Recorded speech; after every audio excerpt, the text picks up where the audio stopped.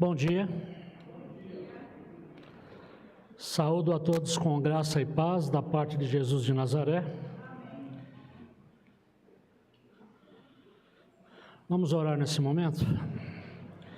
Senhor Deus, obrigado por mais um dia que o Senhor nos concede. Obrigado pela vida, obrigado por estarmos aqui. Abençoa agora este momento em que vamos estudar a Tua Palavra, que o Senhor possa usar a minha vida e que o Senhor também possa falar com cada um aqui e esses amigos e amigas que também nos acompanham, Pai, pelo nosso canal na internet. Ó Deus, abençoe este momento e obrigado por essa oportunidade, em nome de Jesus. Amém. Então, vamos lá.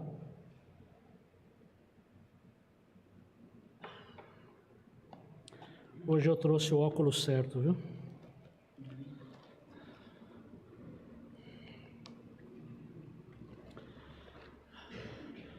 Meus irmãos, hoje eu trouxe um outro texto que na verdade é a continuação do anterior, né? Nós estamos falando, só para recordar um pouco a nossa memória, estamos falando sobre carnalidade, né? Tá certo? E nós vamos então para a segunda e última parte desse estudo. Lembrando que o nosso texto define carnalidade como quando a vontade humana prevalece em detrimento à vontade de Deus. Isso é carnalidade. A Bíblia define carnalidade assim. É quando a nossa vontade prevalece à vontade de Deus. Tá certo? E aí o nosso texto ele fala sobre alguns aspectos da carnalidade, tá? Um deles, que nós ainda não tratamos aqui diretamente, mas vamos falar sobre isso, pegando um estudo de caso que é o do rei Davi. Um dos aspectos da carnalidade é a sensualidade, a concupiscência, pecados da área sexual, né? Mas carnalidade vai muito além disso. Tem gente que acha que carnalidade é só isso, propriamente dito, mas não é, né? Existem alguns sinais de carnalidade que são muito comuns, que nos afetam, nos atingem, e nós temos que lutar contra isso, nós temos que pedir a ajuda do Espírito Santo, a orientação do Espírito Santo para a nossa vida. Estávamos analisando, portanto, os sinais de carnalidade mais comuns aos homens e mulheres. O primeiro foi o preconceito. Nós falamos sobre o preconceito e falamos também sobre um segundo aspecto, a ingratidão, tá certo? Ingratidão, um atalho escorregadio, preconceito, uma estrada traiçoeira, tá certo? E olha, essa semana, nesses últimos dias, eu falando sobre essa questão do preconceito, eu não pude deixar de perceber algumas coisas que me chamaram a atenção. Quando nós falamos aqui sobre preconceito, e preconceito você tem os mais variados, o que sobra é preconceito, né? Mesmo não querendo admitir, nós somos preconceituosos. Isso é um sinal de carnalidade e a gente, o espírito, ele milita contra a carne, não é isso? A gente tem que lutar contra isso. Mas muitas vezes, até sem perceber, nós somos preconceituosos. E um aspecto do preconceito, eu até chamei a atenção de vocês para a questão que hoje afeta não só o Brasil em particular, mas o mundo inteiro, que é a desigualdade extrema, a pobreza extrema. Isso está dentro dessa história aqui de preconceito. E veja bem, vamos orar pelas pessoas, até por nossos irmãos que estão ali, naquele meio, que foram atingidos aí por essa tragédia aí do litoral norte, né? Tá certo?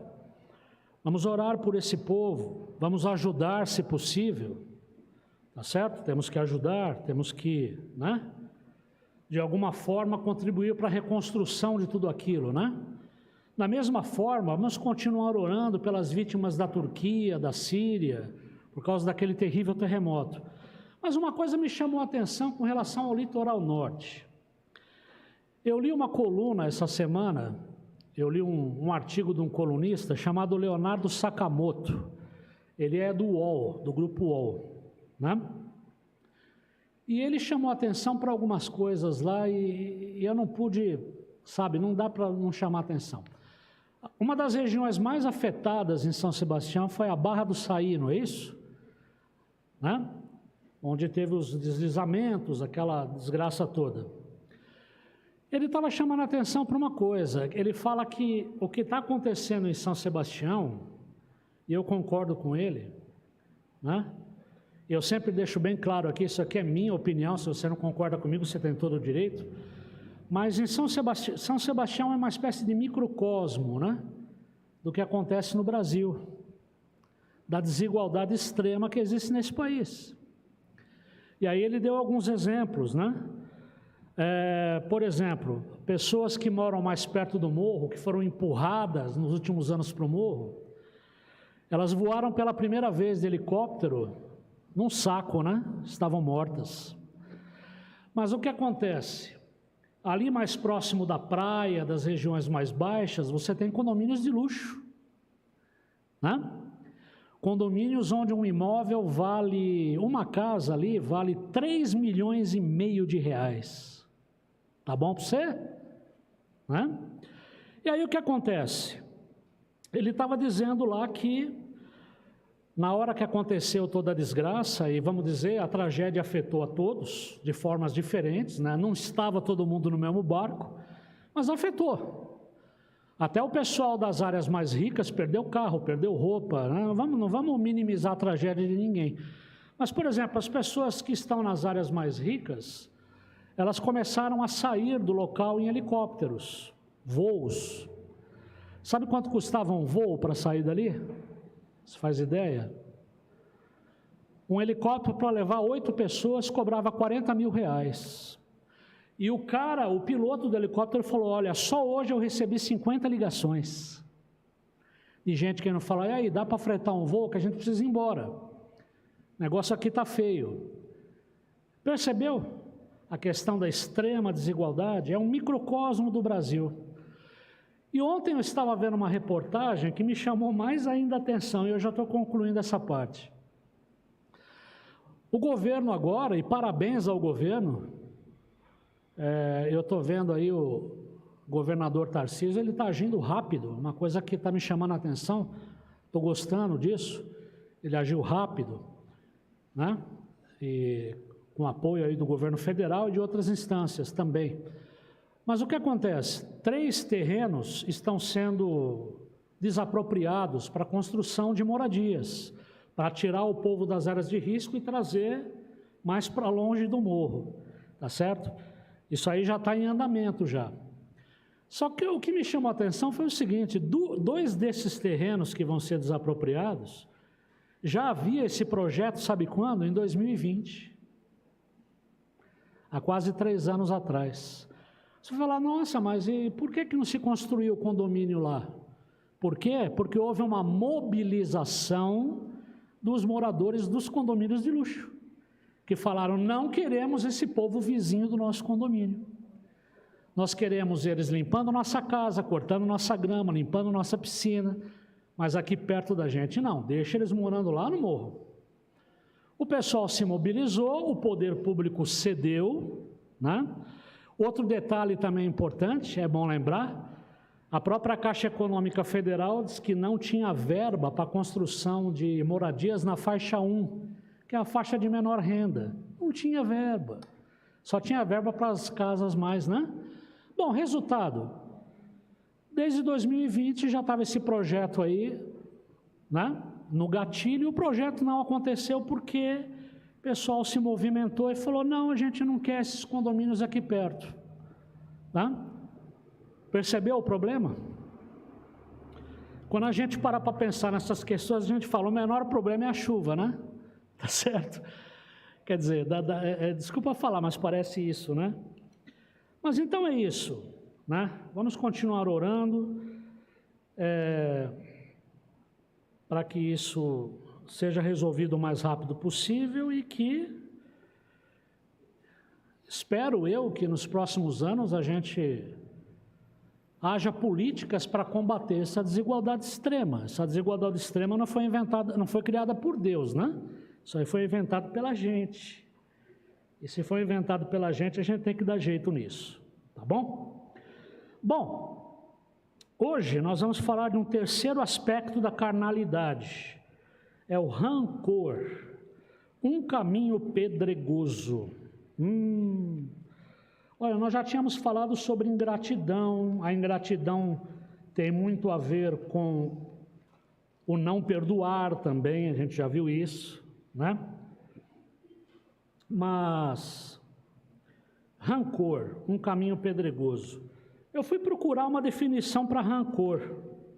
Eu acho que essa definição que eu achei aqui foi a melhor, quer ver? Vamos lá.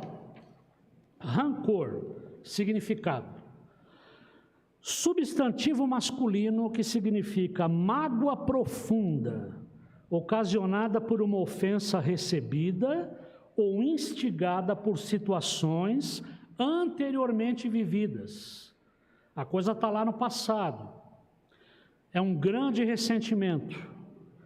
Excesso de ódio guardado, ódio não demonstrado. Você está morrendo de ódio, mas disfarça bem, né? E o Oscar vai para, né? Está aqui, ó, raiva, ira, tá certo? A etimologia da palavra vem de, não sei se é rancor, né? Vem do latim, tá certo? Mas está aqui, ó, o rancor é isso, é uma mágoa profunda, é um ódio represado, é alguma situação que aconteceu lá atrás, envolvendo pessoas, e isso até hoje deixou marcas em você. Olha, todos nós já sentimos rancor. O rancor é uma coisa que acomete a todos indistintamente, né? Tá certo? O problema do rancor é quando você deixa ele ficar meio que permanente, né? Quando ele fixa a morada. Quando é um negócio transitório, é um negócio temporário, a gente vai lidando com isso, vai superando, vai caminhando, isso é da vida, né? Agora, quando o rancor fica ali, né? Estabelecendo residência, quando a coisa ganha um aspecto mais permanente, é perigosíssimo, né? E sabe por quê? Vamos supor que você chegue e fale sobre o rancor com uma pessoa. E de repente essa pessoa não acredita em Deus, não acredita em nada praticamente. Ele fala para você, ó, não me vem com essa baboseira de Deus, de Bíblia, de igreja, eu não acredito em nada disso. Tá certo? Beleza, você não acredita em nada disso, mas mesmo não acreditando em nada, cuidado com o rancor, né? Porque a ciência mostra que o rancor provoca doenças, deixa você doente, né? Você pode não acreditar em Deus, mas você não quer ficar doente, cuidado com o rancor. Você quer ver? Olha uma reportagem que eu achei aqui sobre o rancor. Eu tirei da Jovem Pan. Diz aqui: desde a infância, nós somos ensinados a pedir desculpas e a perdoar, né? A maioria ensina os filhos a pedir desculpa e a perdoar, a maioria, né? Mas conforme crescemos, as decepções são mais doloridas e complicadas de superar. Você vai crescendo, a coisa vai ficando mais complexa, você vai começando a lidar diferente com os sentimentos, né? Aí está aqui, ó. Eventualmente, perdoar fica tão difícil quanto praticar esportes. Ou seja, é ideal, é saudável, parece ótimo na teoria, mas para muitas pessoas é difícil de colocar em prática. Desde a infância, então, a gente é ensinado pelos pais a isso. Olha, perdoa, peça por favor, peça desculpas, não seja inconveniente, né? Respeite os mais velhos. Só que, conforme a gente vai crescendo, a gente vai colecionando decepções, né? E começa a ficar mais difícil perdoar. É igual eu falei, é igual a matéria fala aqui, perdoar fica parecido com a prática de esportes. Ela é necessária, a gente sabe que tem que fazer, mas a gente não faz. Aí está aqui, ó, perdoar, outra vez estamos caindo no perdão, vai vendo. Perdoar implica em desapegar dos sentimentos negativos em relação a alguém que fez algum mal a nós. Isso é perdoar. Você se desapega dos sentimentos negativos em relação a alguém, a uma determinada situação.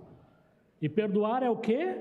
Desapegar dos sentimentos negativos, não é esquecer. Esquecer a gente acaba não esquecendo. Mas com o tempo, aquilo já não tem a mesma importância, já não te machuca tanto. Você vai se desapegando daquilo. Agora, o rancor não. Olha o rancor aqui. O rancor, por outro lado, é uma mistura de ressentimento, hostilidade, raiva e medo. Junta tudo isso aí. Meu Deus, né? A permanência desse estado mental, é aquilo que eu falei, a permanência desse estado mental pode até provocar consequências fisiológicas, como danos cardiovasculares e doenças autoimunes. Então, atenção para isso. Se o rancor é um estado mental que tem permanecido na sua vida, cuidado. Você pode ter danos cardiovasculares, problemas cardíacos, né? Você pode ter doenças autoimunes, você pode ter câncer, desenvolver um câncer, não sou eu que estou falando, são os especialistas, gente que entende mais disso que eu. Olha aqui, ó, para terminar essa parte. Embora seja difícil, especialmente quando a outra pessoa que te fez mal não pede desculpas, alguns estudos sugerem que perdoar diminui as chances de ter depressão e de usar remédios, além de aumentar a satisfação com a vida. Guardar rancor pode aumentar as chances de a pessoa cometer alguma transgressão no futuro. Um exemplo disso são os resultados de uma pesquisa em que alunos que sofreram bullying na internet e tiveram dificuldade de perdoar ou elaborar a mágoa que sentiram dos seus agressores, se mostraram mais propensos também a praticar bullying. Esse é o problema, tá? Então, em outras palavras, olha que negócio complicado que essa história de rancor, né? Tá? Então está aqui, ó, guardar rancor pode aumentar as chances de ter depressão, de viver com medicação, né, para lidar com isso, e você pode aumentar as suas chances de reproduzir o que aconteceu com você. Ah, você sofreu bullying? Também vou praticar bullying. Beleza? Tranquilo até aqui? Agora nós estamos falando sobre provérbios, né? Vamos ver o que a Bíblia também tem a falar sobre o rancor. Aqui, ó. O rancor é alimentado pela falta de perdão. Um coração rancoroso é um coração duro. Não perdoar é humano, portanto, é carnal. Olha aqui, ó. Presta atenção nisso. Não perdoar é humano, portanto, é carnal. Ou seja, muitas vezes, se é que isso não está acontecendo na nossa vida, a gente não perdoa. A gente está dando o quê? Lugar à carne. A gente está dando lugar à carnalidade, né? E isso vai contra a vontade de Deus, isso vai contra a nossa própria saúde. Tá certo? Estamos fazendo mal a nós mesmos. Eu não sei onde que eu li um ditado, eu não sei nem a quem esse ditado é atribuído, mas é assim, quando você alimenta o ódio, o rancor, é como se você estivesse tomando um veneno para matar o outro, né? Você quer matar o outro, mas você que toma o veneno. Tá, né? Cuidado com isso. Vamos lá, olha o que diz aqui, ó. A falta do perdão estraga o amor. Provérbios 15, 18. Vamos ver o que diz Provérbios 15, 18. O homem iracundo é aquele que tem, né, aquela cara fechada, né? como dizia o pastor Hélio, né? Aquela cara de boi, uma cara comprida, né? Então está aqui, ó. O homem iracundo suscita contendas, mas o longânimo apazigua a luta. O homem iracundo suscita contendas, brigas, mas o longânimo, o paciente, apazigua a luta.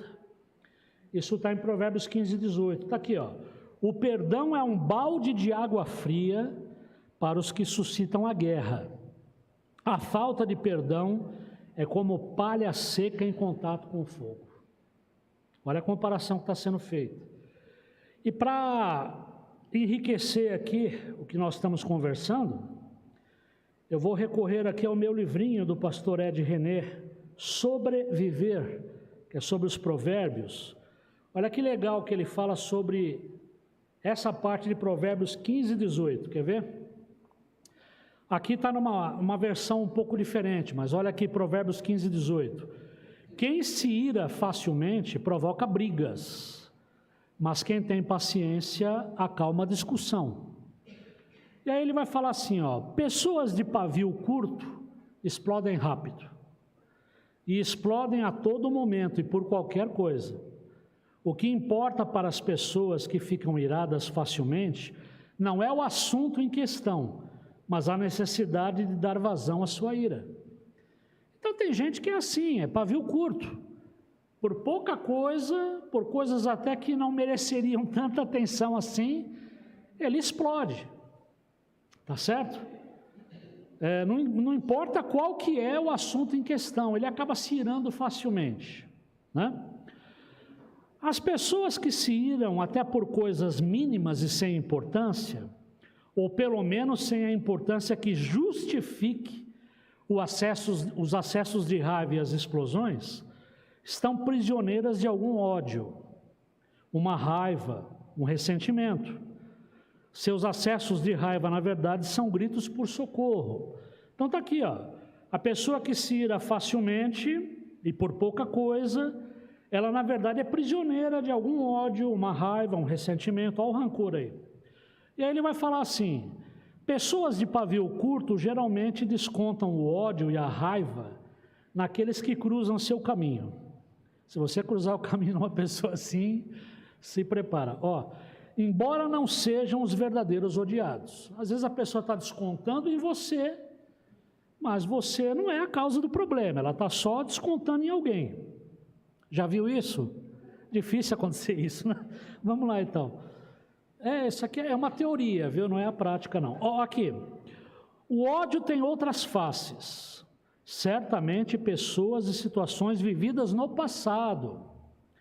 Quem tem pavio curto precisa saber que não é possível se livrar dos fantasmas do passado, descarregando raiva e ódio nas pessoas do presente, né? Na verdade, quando a gente fala de rancor, estamos falando de fantasmas, né? Fantasmas do passado, e aí a pessoa desconta nas pessoas do presente. O provérbio diz que quem tem paciência acalma a discussão. Agora vamos ver o contraste. Apenas pessoas que tardam em irar-se, que estão em paz consigo e com a sua história, podem ajudar aquelas que carregam fantasmas na alma. Olha, para lidar com a ira, só com paciência. E a pessoa paciente é aquela pessoa que está em paz consigo mesma, está bem resolvida consigo, né? Essa pode ajudar. Se você é pavio curto, peça ajuda para encontrar seus fantasmas e se livrar deles, né? E agradeça a Deus pelas pessoas que ainda toleram seus ataques de ira. Elas são o recurso que Deus colocou ao seu lado para que você possa se curar. Se você é uma pessoa paciente, que convive com pessoas de pavio curto, que Deus a abençoe. Que Deus a abençoe. Vai nessa, meu irmão. Não desista. Lembre que o ódio não é contra você. Lembre que o ódio não é contra você. É o que nós falamos aqui no domingo passado, quando falamos sobre ingratidão, né? Infelizmente, quando a gente é ingrato, ou quando a gente é vítima de ingratidão, você pode perceber, vamos falar a verdade, se você foi vítima de ingratidão, no final das contas, o problema não é seu, o problema é do outro. É o outro que está com o problema. tá certo? Só que a gente tem que ter maturidade para lidar com essa questão. Pedir a Deus maturidade, né? Segundo ponto, a falta do perdão destrói a paz interior. Falta de perdão destrói a paz interior. Como a gente bate nessa tecla do perdão, né? Como é importante isso? Falamos do perdão quando falamos de ingratidão. Perdão aparece de novo quando a gente fala do rancor. Quem que não quer ser perdoado, né? Não é verdade? E o maior exemplo, a maior história de perdão está aqui, né? A Bíblia fala que, na verdade, Deus nos amou quando ainda éramos pecadores, né? Ele nos amou ainda quando estávamos nas nossas transgressões, né? Então, pensa nisso, se você foi perdoado, por que você não perdoa? Se o Rei dos Reis te perdoou, você não vai dar perdão? Pensa nisso. Olha aqui, a falta de perdão destrói a paz interior. Provérbios 10, 12, vamos ver o que diz lá? O ódio excita contendas. É bonito isso aqui, né? Mas o amor cobre todas as transgressões. O ódio excita contendas, mas o amor cobre todas as transgressões. Bom, olha o que diz aqui no nosso texto. Quem retém o perdão e não o libera, compromete sua paz interior, pois o rancor impregna as paredes do coração e compromete o fluir do amor. Aqui ele está falando num sentido poético até, né? O rancor impregna as paredes do coração, o amor não flui, né? Mas os cardiologistas estão dizendo que pode dar um infarto mesmo, viu? Então está aqui, ó. A gente não pode reter o perdão, a gente tem que liberar o perdão, né? Pedir para Deus nos ajudar, para a gente fazer essa cura interior, tá certo? E vamos de novo no meu livrinho. Vocês gostam quando eu trago o livrinho ou não? Sim ou não? É bom, né? Enriquece, né? É que quando eu fui começar a dar esse estudo de provérbios, eu me deparei com esse livro aqui, aí eu falei, nossa, caiu como uma luva, né? Aí eu falei, vou levar. Vamos ver aqui, mais uma pequena reflexão, são reflexões pequenas, né? A falta do perdão destrói a paz interior. Mais uma vez, vou ler de novo o versículo. Não está na mesma versão aqui do texto. O ódio provoca brigas, mas o amor cobre todas as ofensas. O amor cobre todas as ofensas. Como que está aqui mesmo? Cadê? Deixa eu ver. 10, 12, né? Mas o amor cobre todas as transgressões. Eu acho essa parte mais bonita. Está aqui na tela, desculpa aí. Aqui, ó. Olha o que diz a nossa pequena reflexão no livrinho sobre provérbios. A maioria dos conflitos nos relacionamentos se dá por questões controversas.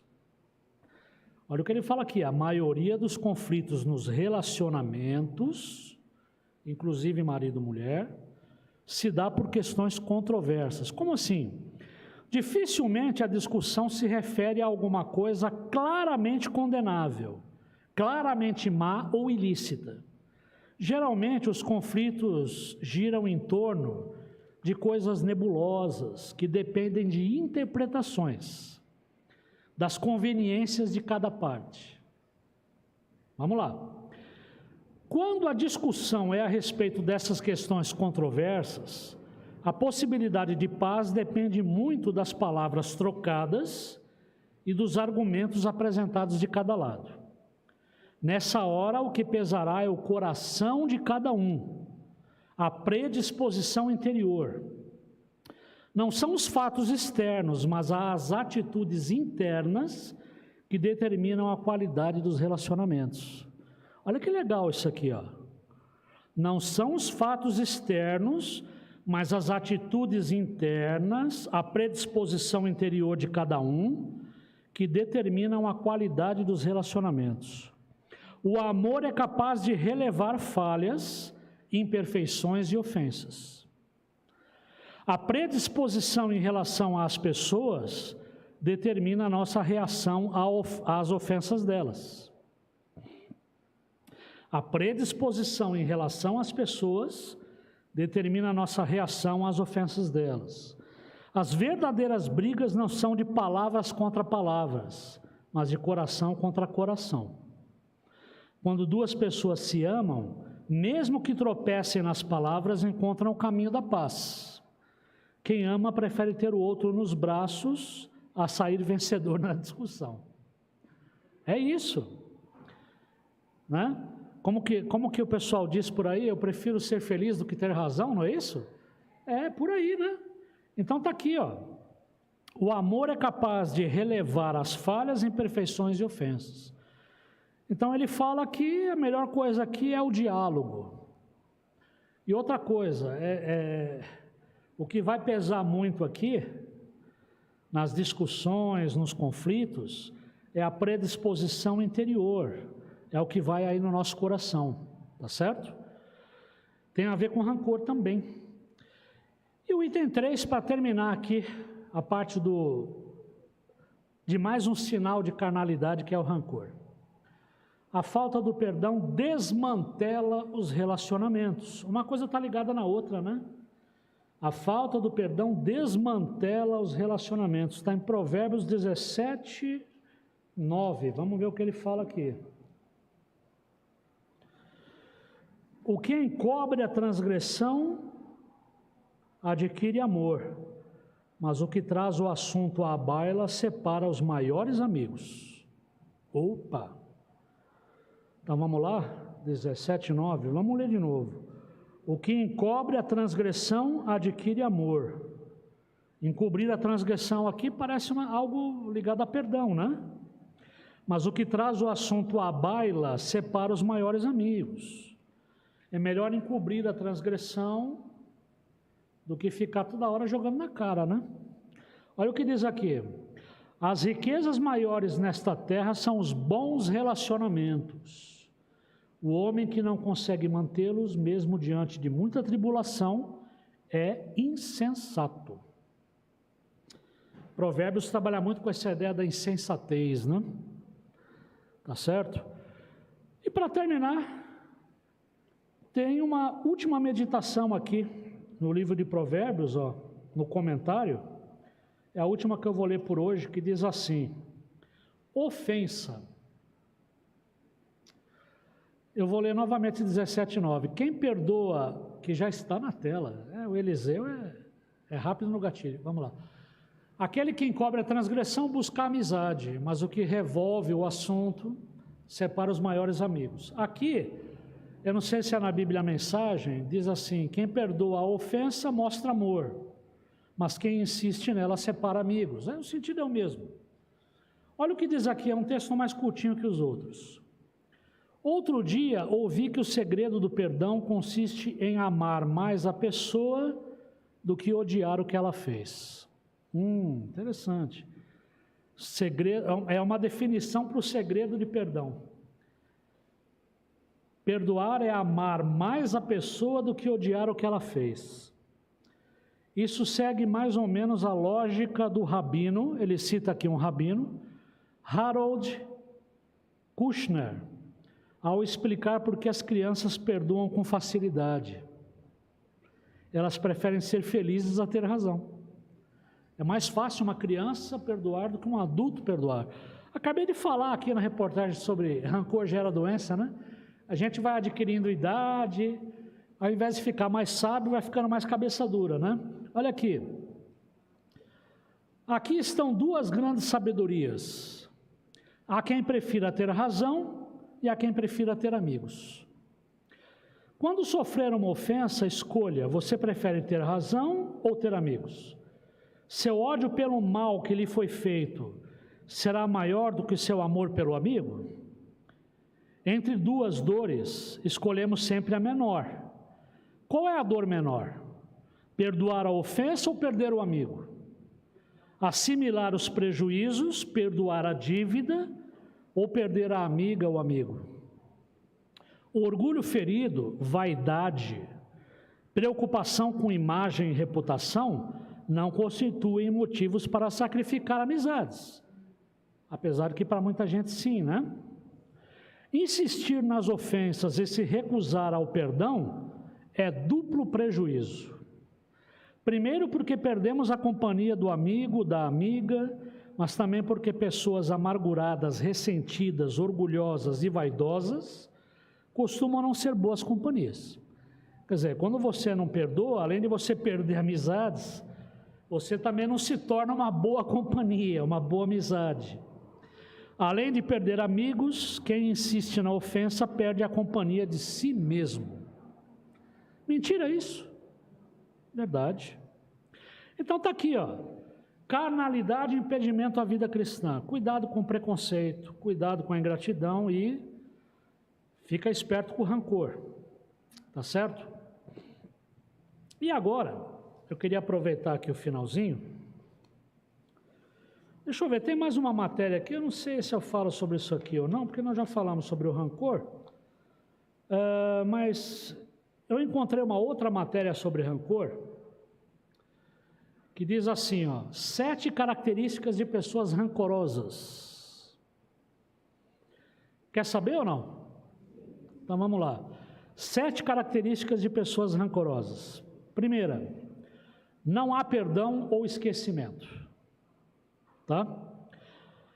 Em geral, as pessoas rancorosas não se permitem perdoar quem as magoou ou feriu. E claro, também não esquecem o que aconteceu. Bom, até quem perdoa não esquece. Então vamos dar um desconto nessa parte. Mas está aqui. Normalmente a pessoa rancorosa, primeiro, não é aquela que não quer perdoar. Eu não perdoo. Né? Comigo é assim, não levo desaforo para casa. Segunda, são pessoas muito orgulhosas. Esse é um traço distintivo de uma pessoa rancorosa, pois os seus sentimentos podem mais do que o seu raciocínio. Quando o orgulho é mais forte do que você, nem sempre você viverá como deseja. Então, a pessoa muito orgulhosa, os sentimentos acabam falando mais forte do que a razão. E ele fala, cuidado, pessoa muito orgulhosa, isso é um traço, é uma distinção da pessoa rancorosa. Terceiro ponto da pessoa rancorosa, eles se ofendem facilmente. Isso é mais comum do que você pensa. Quando você é uma daquelas pessoas que se ofendem facilmente e que acredita que todos o atacam e que deve ficar na defensiva, cuidado, você certamente tende a ser uma pessoa rancorosa. Então está aqui, a pessoa rancorosa se ofende facilmente. Quarto ponto, eles sempre querem estar certos. Vejamos, todos nós queremos estar certos na maioria das coisas. Quando a gente entra numa discussão, num debate, a gente sempre quer dar a última palavra, né? A gente sempre quer rebater um argumento. Nós somos assim mesmo, né? Somos essas criaturas estranhas. Então está aqui, vejamos, todos nós queremos estar certos na maioria das coisas, mas devemos entender que nem sempre será assim. E em certas ocasiões, temos que entender que a variedade faz o mundo. Existem pessoas que pensam diferente, né? Nem todo mundo entende o mundo da mesma forma, tá? Não podemos todos pensar o mesmo, sentir o mesmo ou qualquer coisa igual. Abrindo só um parênteses aqui, mesmo com as diferenças, mesmo que nós não pensemos o mesmo, há um só Deus, uma só fé e um só batismo. Isso nos une, né? No essencial a gente tem que estar unido, tá certo? Outra característica, já estou terminando, eles não aprendem com o passado. Pessoa rancorosa tem essa tendência de não aprender com o passado. Como dissemos antes, a ideia dessas situações é que elas nos ensinam certas lições. Mas quando você continua cometendo os mesmos erros e não encontra o significado, então você sempre experimentará as mesmas situações continuamente. Isso vai trazer o quê? Ressentimento, tá certo? Então precisamos aprender com o passado. A gente já sabe a gente sabe o que dá certo e o que não dá certo. Para que repetir uma situação que vai outra vez, né, gerar ressentimento, gerar mágoa, gerar problemas para você? Aprenda com o passado, né?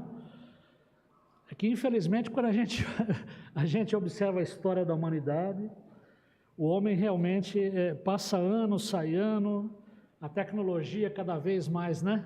Inteligência artificial, mas o homem parece que aprende cada vez menos com o passado, ele repete os erros, né? Tá certo? Ele esquece o que aconteceu.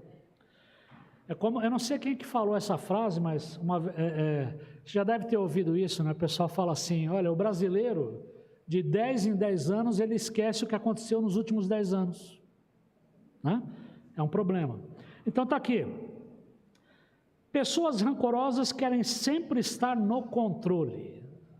Pessoas que gostam de estar no controle. As pessoas rancorosas geralmente são aquelas que querem ter tudo sob controle.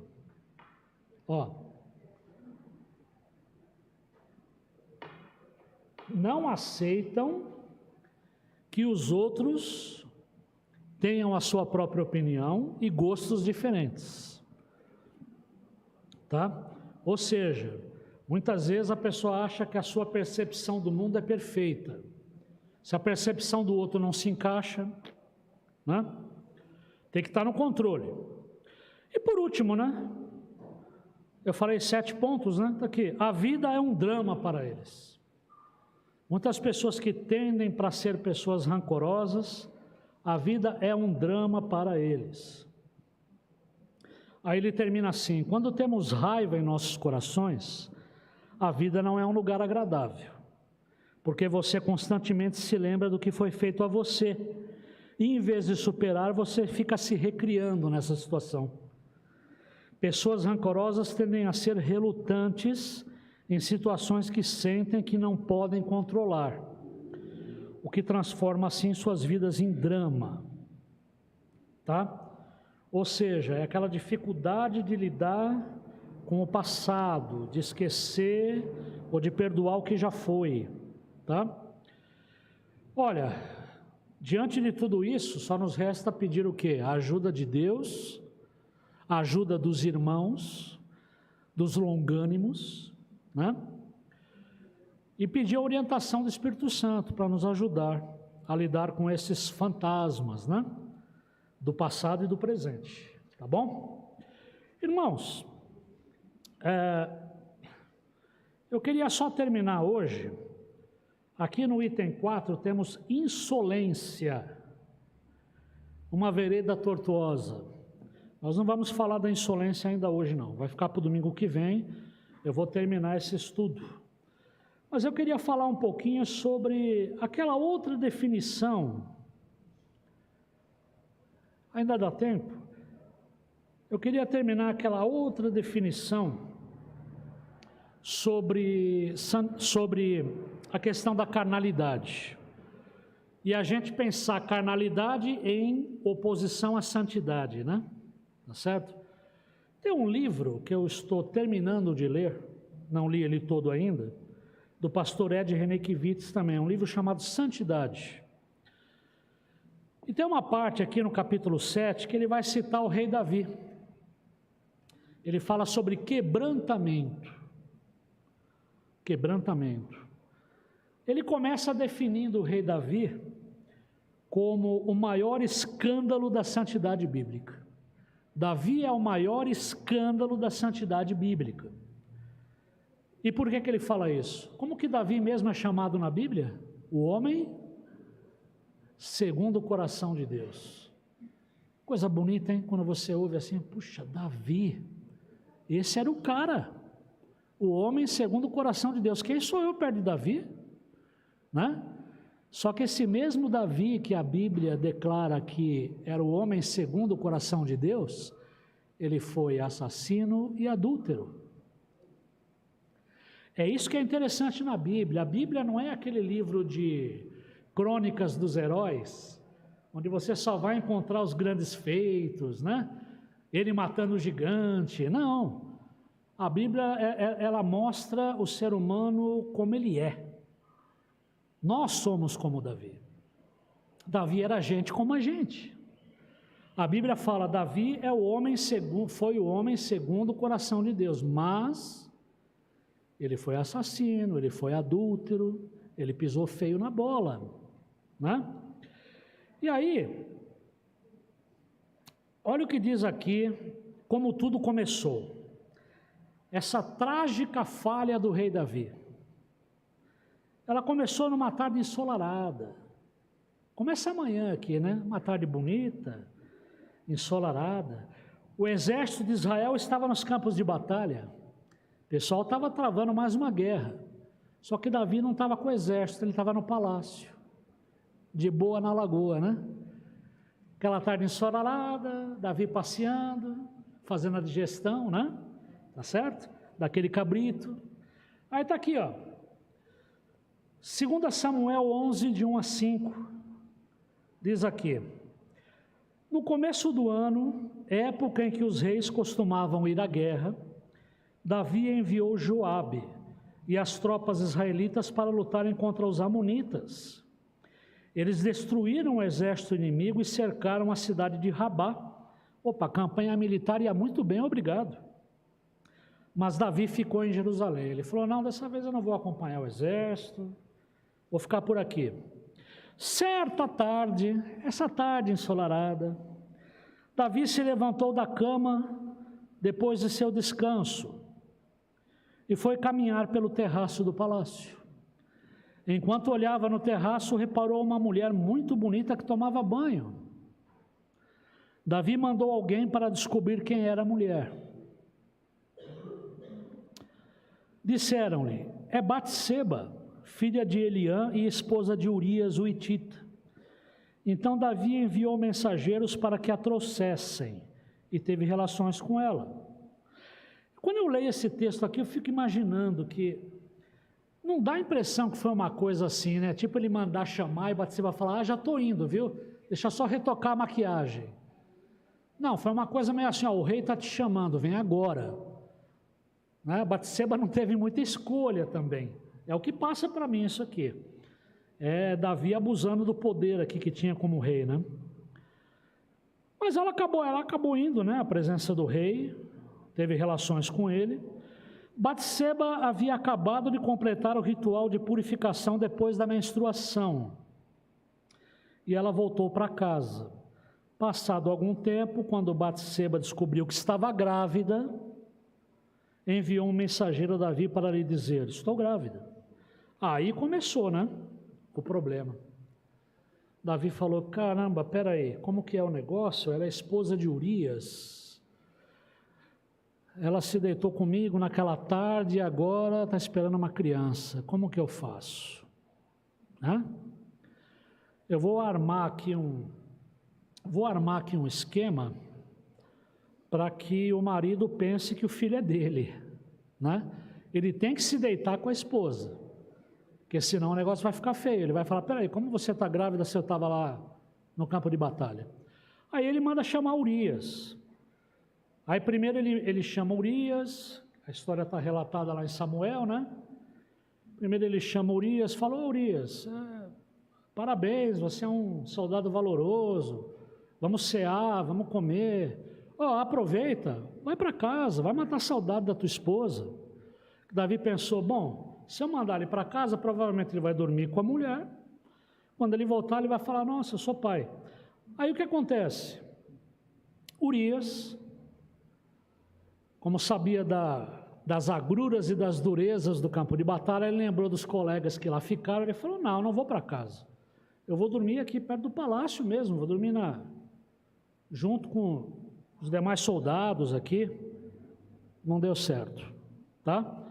Davi fez mais outras tentativas, também não funcionou. Aí só restou para Davi o seguinte, ele mandou uma carta, né? Ele mandou Urias de volta para o campo de batalha com uma cartinha e mandou dar a carta lá para o comandante Joabe. Falou, Joabe, é o seguinte, na hora que vocês estiverem no pior momento da batalha, o bicho está pegando mesmo, Coloca o Urias lá na linha de frente para ver se ele toma uma flechada, né? Tá certo? Ou seja, Urias levou a própria sentença de morte, né, para entregar para Joabe, né? Urias morreu e logo depois, passado aquele momento de luto, aquela dor toda, Davi acabou tomando Batseba como esposa, tá certo? A gente sabe disso. Mas é engraçado isso, né? É engraçado assim, modo de falar. Essa semana, eu estava lá na escola e tem um colega meu, que ele é professor de física, mas ele já fez teologia, ele chegou quase a ser padre, né? Tá certo? E ele falou para mim que lá na juventude dele no seminário, ele fez um curso de paranormalidade com o Padre Quevedo. Alguém aqui lembra do Padre Quevedo? Lembra? O pessoal chamava, às vezes brincava, falava Padre Quidedo, que medo, né? Mas era o Padre Quevedo, espanhol, jesuíta. O Padre Quevedo não era brinquedo, não.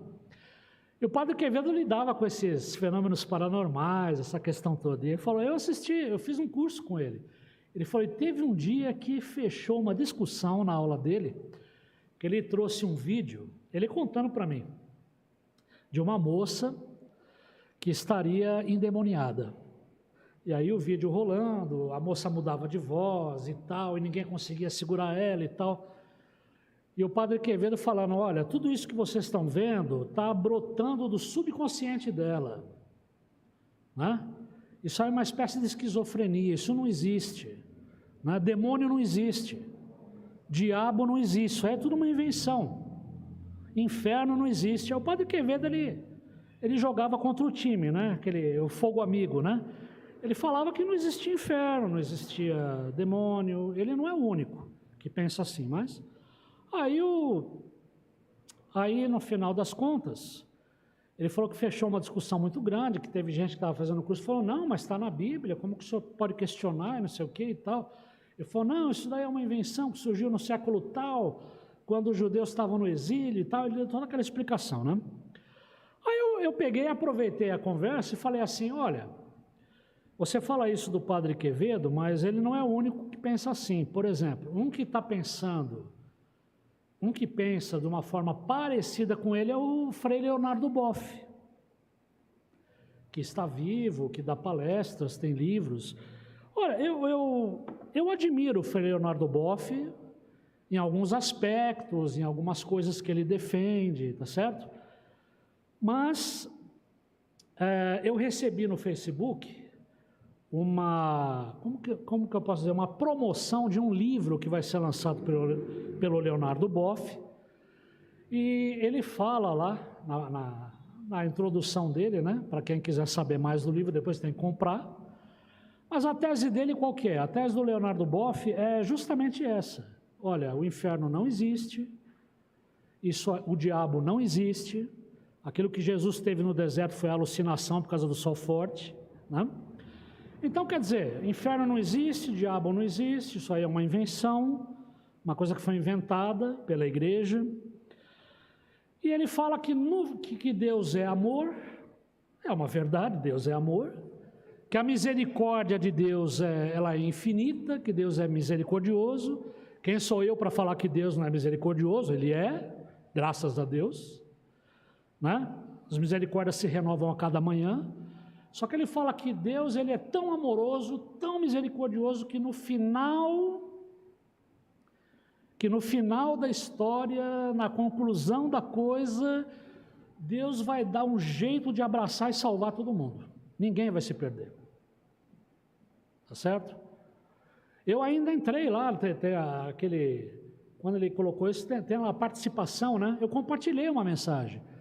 Falei, mas gente, como que fica a questão, eu entendo a questão do amor, mas Deus também não é santo, também não é justo, como que fica a questão da justiça de Deus? Deus vai abraçar todo mundo? Então, Madre Teresa de um lado, Hitler do outro, todo mundo vai ser abraçado ali? Todo mundo vai ser salvo lá? Eu falei, quando Jesus falou da parábola do rico e do Lázaro, eles não morreram e tiveram destinos diferentes? Teve gente que concordou comigo e teve gente que eu tomei cada pau naquele compartilhamento. Tomei cada pau ali. Falei, você não está entendendo nada, você não sei o quê, né? Você não sei o que lá. Eu falei, não, tudo bem, tá bom. Bom, e aí eu, voltando aqui, já estou terminando, tá bom? Eu conversando lá na escola, isso foi, inclusive, quer ver? Foi sexta-feira agora. Aí a gente conversando, tinha uma professora sentada lá, amiga nossa também, eu sei que ela é católica. Aí eu citei o Leonardo Boff, falei essa questão toda, e ela não gostou. Ela falou assim, mas Deus não é amor? Deus não é amor? Ele não está certo? Eu falei, não, querida, eu não estou em momento nenhum falando que Deus não é amor.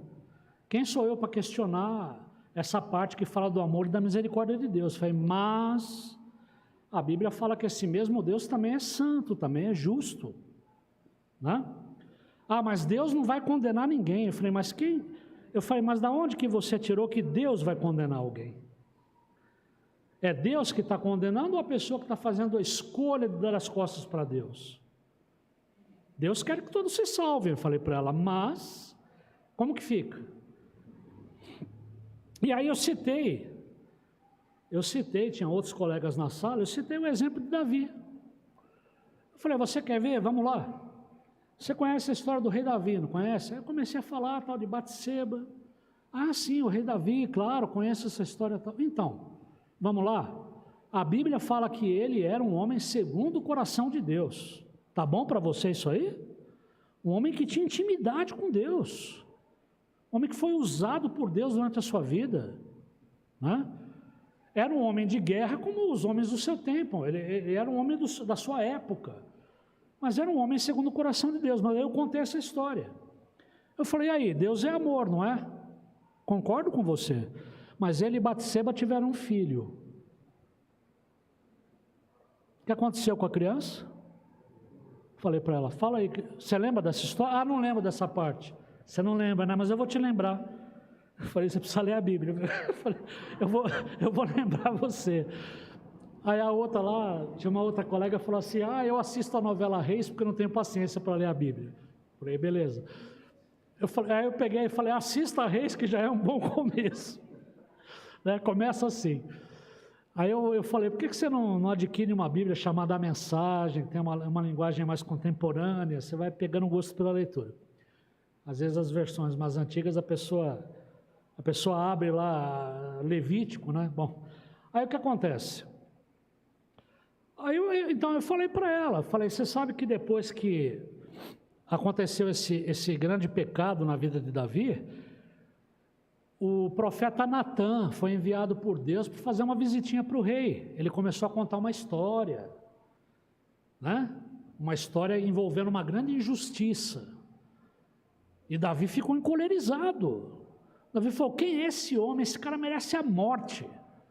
E como todo bom profeta, por isso que os profetas se davam mal, né, muitas vezes, ele pôs o dedo na cara de Davi e falou, você esse cara, você esse homem, é você que fez isso, cara. Deus está dando a oportunidade de você se arrepender, mas Deus manda dizer para você que esse filho que você teve com Batseba vai morrer, tá certo? Então eu falei para ela, você está vendo? Deus é amor, Ele deu uma nova oportunidade para Davi. Ele falou, Davi, se arrependa, vamos recomeçar. Mas a criança que ele teve com Batseba, depois ele teve outros filhos, tá certo? Essa criança morreu. Como que um Deus, né, amoroso, né? Como o pessoal imagina aí, o pessoal falaria, não, mas a criança não tinha nada a ver com o pato. Por que Deus deixou a criança morrer? Você vai perguntar para ele. Mas a criança morreu. Ou seja, houve de uma certa forma, houve justiça, né? A criança que era fruto do pecado não sobreviveu. Tá certo? Bom, e aí voltando aqui, quando eu falo para vocês que nós somos parecidos com Davi, e agora eu vou caminhar para o final mesmo, tá? Diz assim, Davi é identificado na Bíblia Sagrada como um homem segundo o coração de Deus. Um ditado em Israel diz que Davi é o homem que tem o coração no lugar certo, ditado israelense. Mas isso não o deixa imune às possibilidades do pecado. Atenção para isso. Mas isso não deixou Davi imune às possibilidades do pecado. Mesmo as pessoas que conhecem a Deus, nós aqui, e cultivam uma vida espiritual com profundidade e integridade, estão suscetíveis a se envolver em ações autodestrutivas e destruidoras, a praticar crimes hediondos. Somos todos passíveis de alienação e do auto-engano. Tá certo? Então ele está falando assim, você... É mais ou menos, eu estou querendo fazer aqui a seguinte comparação. É mais ou menos assim como Davi ficou indignado com a história contada por Natã, e depois Natã falou, é você. Eu estou falando de você mesmo, viu? Da mesma forma que a gente às vezes lê essa história de Davi, também fica indignado. Nossa, como que Davi pode fazer uma coisa dessa? Né? A Bíblia está falando, cuidado, porque mesmo você que conhece a Deus, mesmo você que cultiva uma vida espiritual com profundidade com Deus, cuidado, você pode também se transformar num Davi, em determinado momento, você pode até cometer um crime hediondo, tá certo? E aí, você quer ver aqui? Olha o que ele diz aqui, ó. Eu gostei muito disso daqui. E eu lembrei, novamente eu vou citar aqui, eu lembrei de uma pregação do Guilherme aqui, num domingo, que ele falou que a gente tem que tomar cuidado, porque muitas vezes tem uma espécie de monstro que está dentro da gente, e se a gente se afastar de Deus ou dar as costas para Deus, a gente pode cometer coisas que, né, a gente jamais imaginaria que iria cometer. Olha o que ele diz aqui, todos somos habitados por forças que, se não forem mantidas sob controle, despertarão monstros que nos levarão a fazer coisas que não faríamos em juízo perfeito. Arrebatados pelo desejo, possuídos pelos objetos de desejo, perdemos a razão, o senso e a lucidez, e passamos a caminhar na sombra e na escuridão, tropeçando e fazendo tropeçar. Então, cuidado, todos somos habitados por forças que, se não forem mantidas sob controle, despertarão monstros, a vaca vai para o brejo. Olha aqui, ó. O ser humano é capaz de qualquer coisa, e não é? É ou não é? Você pode ver principalmente, veja se não tem uma razão nisso. Você pode ver esses momentos de catástrofe, de tragédia, de grande escassez, né? Isso às vezes traz o melhor e o pior do ser humano, né? Viram lá no litoral norte? Pessoal vendendo água mineral a R$94 a garrafa?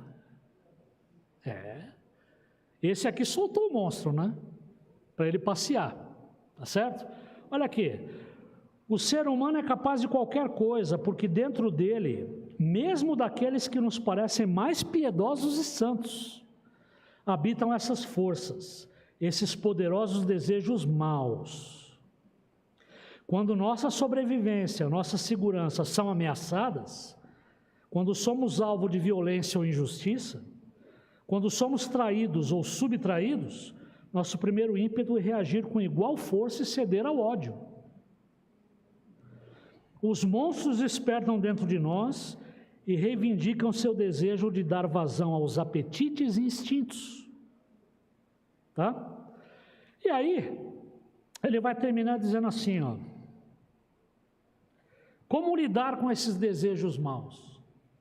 Como manter os monstros sob controle, né? Ele termina dizendo assim, ó. Os monstros estão soltos. Eles não poupam ninguém. A única forma de manter os monstros na casinha é viver em santidade, que é o oposto de carnalidade. Os religiosos do tempo de Jesus se comportavam muito bem, mas não eram santos. A santidade não é a prática rotineira de atividade religiosa, porque Deus não se agrada de sacrifícios e holocaustos. Não adianta só cultos e rituais religiosos, se lá dentro a coisa não está indo bem. Ele fala que a santidade, mais do que a prática rotineira de uma atividade religiosa, a santidade diz respeito a um coração quebrantado, que Deus jamais despreza. Um coração quebrantado, Deus jamais despreza. A santidade é uma atitude permanente de ajoelhar-se diante de Deus e de se submeter, e de submeter os monstros à autoridade dele, como que dizendo: Senhor, tem misericórdia de mim, livra-me da culpa do meu pecado, esconde o rosto dos meus pecados e apaga todas as minhas iniquidades. Cria em mim um coração puro e renova dentro de mim um espírito estável. Tá? Então, vamos deixar os monstros dentro da casinha? Vamos buscar o quê? Santidade. E santidade, como ele falou bem, santidade não é só uma vida religiosa, tá certo? É mais do que isso. Santidade tem a ver com um tipo de coração, um tipo de vida, um coração quebrantado, tá? É isso. Santidade não é sinônimo de perfectibilidade. Tem gente que acha que santidade é isso. Ah, santidade é perfectibilidade moral, né? Quem que não peca? Se alguém falar que não peca, a Bíblia fala que ele é o quê? Mentiroso. Tá certo? Então, santidade é um tipo de coração, um coração quebrantado, absolutamente entregue a Deus, dependente da sua misericórdia, bondade e poder. Santidade é a postura de quem conhece a sua própria insuficiência e busca suplemento na graça e providência de Deus. Amém? E eu termino com o Salmo 51, de 1 a 6, onde Davi se derrama diante de Deus. Tem misericórdia de mim, ó Deus, que essa seja também a nossa oração. Tem misericórdia de mim, ó Deus, por causa do teu amor. Por causa da tua grande compaixão, apaga as manchas de minha rebeldia. Lava-me de toda a minha culpa, purifica-me do meu pecado, pois reconheço minha rebeldia. Meu pecado me persegue todo o tempo. Pequei contra ti, somente contra ti. Fiz o que é mal aos teus olhos. Por isso, tens razão no que dizes. E é justo teu julgamento contra mim. Pois sou pecador desde que nasci. Sim, desde que minha mãe me concebeu. Tu, porém, desejas a verdade no íntimo, e no coração me mostras a sabedoria. Amém? Que essa seja a nossa oração, que busquemos o quê? Santidade, tá? Santidade verdadeira, não uma santidade aparente. Amém? Irmãos, fica então por aqui. Hoje eu até acabei passando um pouco aí. Próxima aula a gente vai terminar o assunto carnalidade, falando sobre a insolência. E vamos concluir esse assunto, tá bom? E depois vamos continuar em Provérbios com outro tema. Que Deus os abençoe, um bom domingo para todos, até a noite, e um grande abraço do professor Alexandre e da irmã Sandra para todos.